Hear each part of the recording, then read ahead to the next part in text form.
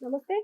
ప్రస్తుతం మనతో పాటు పొలిటికల్ అనలిస్ట్ డాక్టర్ దుర్గా ఉన్నారు. ఆవిడతో మాట్లాడదాం. నమస్తే మ్యామ్. నమస్తే. మ్యామ్, ఎలక్షన్స్ పూర్తయ్యాయి. ఎలక్షన్స్ పూర్తవుతూనే చాలా దాడులు మనం చూసాము. ఆ దాడుల్లో స్ట్రాంగ్ రూముల దగ్గర గానీ, పోలింగ్ బూత్‌ల దగ్గర గానీ, ఎక్కడ జూసినా దాడులు జరిగినాయి.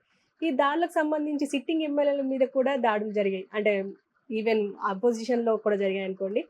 కానీ ఎంతకు ఇప్పుడు పోలింగ్ ఒక దగ్గరికొచ్చినప్పటికీ లెక్కింపు ఒక దగ్గరికొస్తుంది. ఇప్పుడు లెక్కింపు దగ్గర కూడా దాడులు జరిగే అవకాశం ఉంది అని జెప్పేసి ఇంటెలిజెన్స్ వర్గాలు జెప్తున్నాయి. సో, అలాంటివి ఏం జరగకుండా చూసుకుంటామని జెప్పేసి మీనా అంటున్నారు.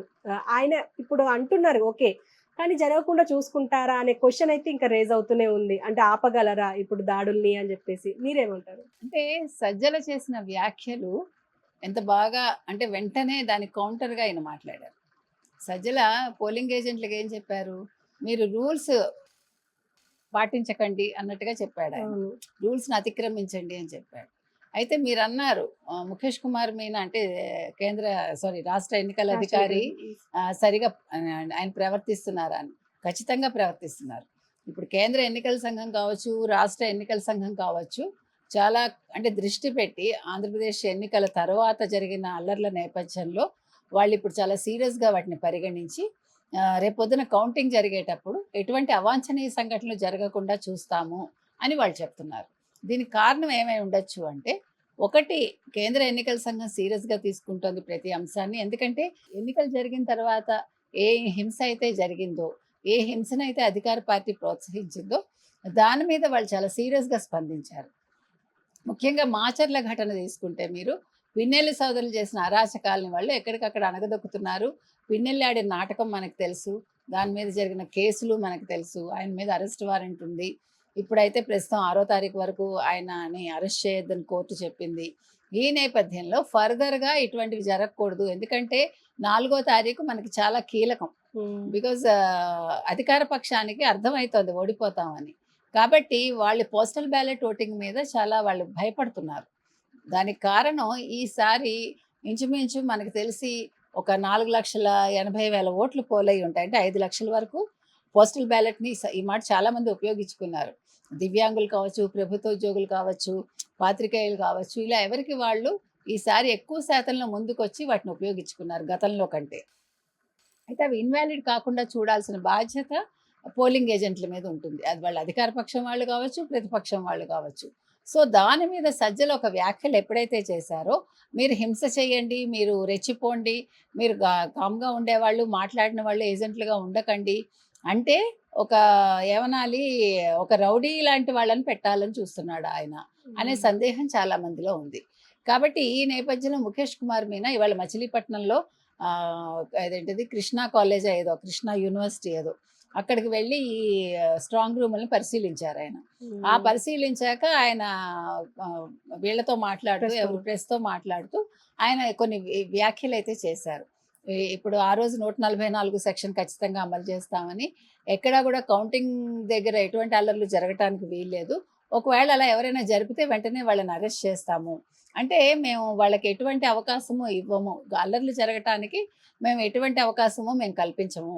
మేము చాలా స్ట్రిక్ట్‌గా ఉంటామని ఆయన ఇవాళ ఓపెన్‌గా చెప్పారు. తర్వాత ఈ సీల్ విషయం ఏదైతే ఉందో, ఇప్పుడు ఈ సీల్ గురించి మాట్లాడుతున్నారు కదా! అంటే అధికార పక్షం ఈరోజు చేస్తున్న గొడవ అదే. దాని మీద వాళ్ళు కేంద్ర ఎన్నికల సంఘానికి ఫిర్యాదు చేశారు. కోర్టుకి కూడా వెళ్ళినట్టున్నారు. అయితే ఆయన చెప్పేదేంటంటే, ఇప్పుడు మీరు ఫార్మ్ 13A ఏదైతే ఉందో, అందులో అభ్యర్థులు వాళ్ళ వివరాలు పొందుపరిచాక ఎలక్షన్ రోజు ఎవరైతే ఇప్పుడు అక్కడ సంతకం చేస్తారు. అభ్యర్థి సంతకం ఉంటుంది. పోలింగ్ అధికారి సంతకం కూడా ఉంటుంది ఆ రోజు. దాని మీద ఎవరైతే సీల్ వేయలేదో, ఆ హ్మ్. సీల్ లేకపోతే పరిగణించొద్దు అనేది ఈరోజు అధికార పక్ష వాదననమాట. ఎందుకోసం? కొంతమంది ఆ రోజు రిటర్నింగ్ అధికారులు ఎవరైతే ఉన్నారో, వాళ్ళు కావాలని సీల్ వేయలేదు అనేది ఒక అంటే ఆరోపణ. అది ఆర్గ్యుమెంట్ కాదు. అది నిజం కూడా. హ్మ్. సో, హ్మ్. దానికోసమని ఈరోజు వాళ్ళు ఏదైతే చేశారో అది వాళ్ళకే ఎదురు తిరిగింది ఈరోజు అధికార పక్షానికి. సో, ముఖేష్ కుమార్ మీనా ఏం చెప్పారు? సీల్ లేకపోయినా కూడా అనుమతించండి. అసలు యాక్చువల్‌గా చెప్పాలంటే ఇప్పుడు మీకు ఓటు వేసే హక్కు మీకుందండి. రాజ్యాంగం ఇచ్చిన హక్కది. ఆ హక్కులో మీరు మీ ఐడెంటిటీ కార్డ్ చూపించే మీరు ఓటు వేస్తారు. వేశాక ఇంక అక్కడ మీకు సంతకం లేకపోతే ఏమవుతుంది? సీల్ లేకపోతే ఏమవుతుంది? మిమ్మల్ని అబ్జర్వ్ చేశాకే కదా మీకు ఓటు వేయటానికి వాళ్ళు అవకాశం ఇస్తున్నారు. కాబట్టి అధికార పక్షం ఏదైతే వాదన చేస్తోందో అది సరైంది కాదు. అంటే వాళ్ళు భయం కొద్దీ ఇప్పుడు ఓట్లన్నీ ప్రభుత్వ ఉద్యోగులు ప్రతిపక్షానికి వేశారు, అధికార పార్టీని వాళ్ళు వద్దనుకున్నారు అనేది వాళ్ళకి అర్థమయ్యాక ఈ ఓట్ల శాతాన్ని తగ్గించాలి, ఈ లెక్కింపు సమయంలో గొడవలు చేయాలి అనేది వాళ్ళ ఉద్దేశం. దానికోసం ముఖేష్ కుమార్ మీనా చాలా క్లారిటీ ఇచ్చారు. కేంద్ర ఎన్నికల సంఘం వేరు, సిఈసి వేరు కాదు, రెండూ ఒకటే. ఇక్కడ నిర్ణయం వాళ్ళు ఒప్పుకుంటారు, వాళ్ళు ఒప్పుకున్నాకే ఇక్కడ మేము ఆ నిర్ణయాన్ని ప్రకటిస్తామని ఆయన క్లియర్ కట్గా చెప్పారు. కాబట్టి దీని మీద అధికార పక్షం ఎటువంటి గొడవలు చేసినా కూడా వాళ్ళకే నష్టం.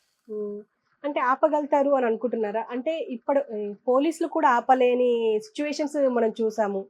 కానీ ఇక్కడ ఆపుతారు అంటే ఇప్పుడు ఈ ఎలక్షన్ కౌంటింగ్ దగ్గర అసలు ఏ దాడులు, ఎలాంటి గొడవలు జరగకుండా ఉండే అవకాశం ఉంది అంటారా? తప్పకుండా ఉంది. ఎందుకంటే ఇప్పుడు మీకు మాచర్ల తర్వాత ఎక్కడైనా గొడవలు జరిగాయా?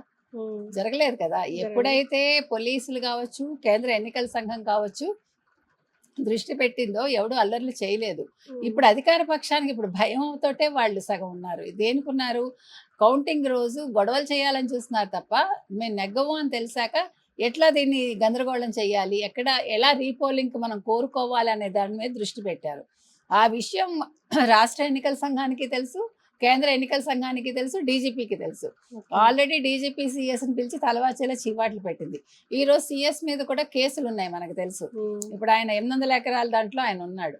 కాబట్టి ఇప్పుడు సిఎస్ మాట ఎవరు వినరు ఒక రకంగా. డీజీపీ ఇప్పుడు స్ట్రిక్ట్గా లేకపోతే డీజీపీని కూడా మార్చే అవకాశం ఉంటుంది. అంటే ఇప్పుడు ఎవరు కూడా ఉపేక్షించరు. సరే ఇతను సరిగా లేడు కదా, పర్వాలేదులే అని అనుకునే స్టేజ్లో ఈరోజు కేంద్ర ఎన్నికల సంఘం లేదు, రాష్ట్ర ఎన్నికల సంఘం లేదు, కేంద్ర హోంశాఖ కూడా లేదు. కాబట్టి ఆ రోజు కౌంటింగ్ సజావుగా సాగుతుందనేదే మనందరం కూడా విశ్వసించారు. తప్పకుండా ఉంది. ఎందుకంటే ఇప్పుడు మీకు మాచర్ల తర్వాత ఎక్కడైనా గొడవలు జరిగాయా? జరగలేదు కదా. ఎప్పుడైతే పోలీసులు కావచ్చు, కేంద్ర ఎన్నికల సంఘం కావచ్చు దృష్టి పెట్టిందో ఎవడు అల్లర్లు చేయలేదు. ఇప్పుడు అధికార పక్షానికి ఇప్పుడు భయంతోటే వాళ్ళు సగం ఉన్నారు. దేనికున్నారు? కౌంటింగ్ రోజు గొడవలు చేయాలని చూస్తున్నారు తప్ప మేము నెగ్గము అని తెలిసాక ఎట్లా దీన్ని గందరగోళం చేయాలి, ఎక్కడ ఎలా రీపోలింగ్కి మనం కోరుకోవాలి అనే దాని మీద దృష్టి పెట్టారు. ఆ విషయం రాష్ట్ర ఎన్నికల సంఘానికి తెలుసు, కేంద్ర ఎన్నికల సంఘానికి తెలుసు, డీజీపీకి తెలుసు. ఆల్రెడీ డీజీపీ సిఎస్ని పిలిచి తలవాచేలా చీవాట్లు పెట్టింది. ఈరోజు సిఎస్ మీద కూడా కేసులు ఉన్నాయి మనకు తెలుసు.